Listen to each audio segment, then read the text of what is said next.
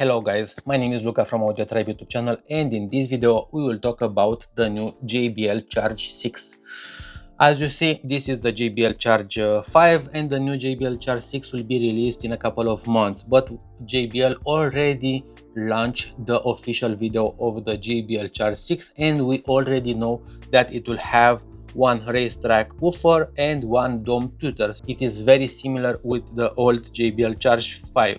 And it will look similar with the JBL Extreme 4, and probably it will have the removable internal battery. Of course, we already know that the JBL Charge 5 have 40 watts of power, and because it will have the same drivers, the JBL Charge 6 will have almost the same amount of power, even if the JBL told us that the new drivers will be better and will sound better.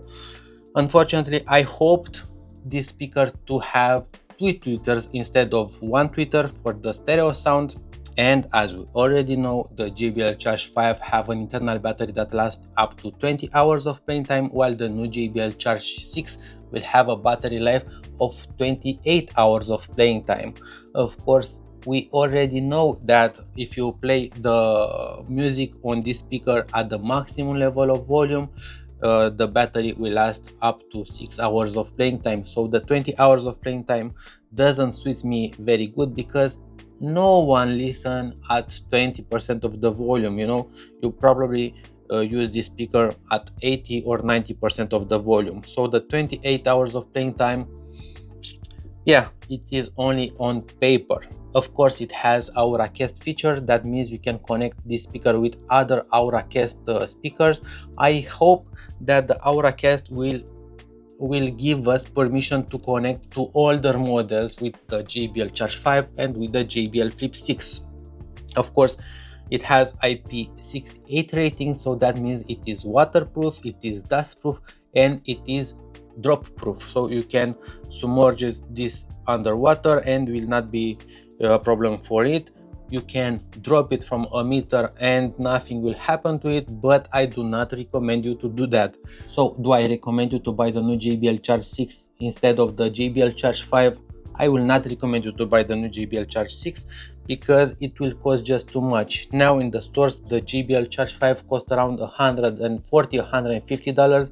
So for the price of $150, I think this is a very good buy because it is very portable.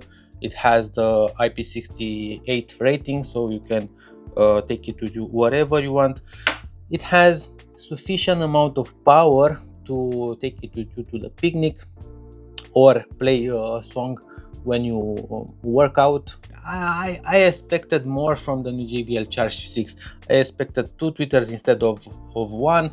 I expected some lights maybe on the sides, because look at these two speakers. I put them here intentionally. This is the JBL Party Box 310 and this is the JBL Party Box 320. The same drivers, the same tweeters, the same everything.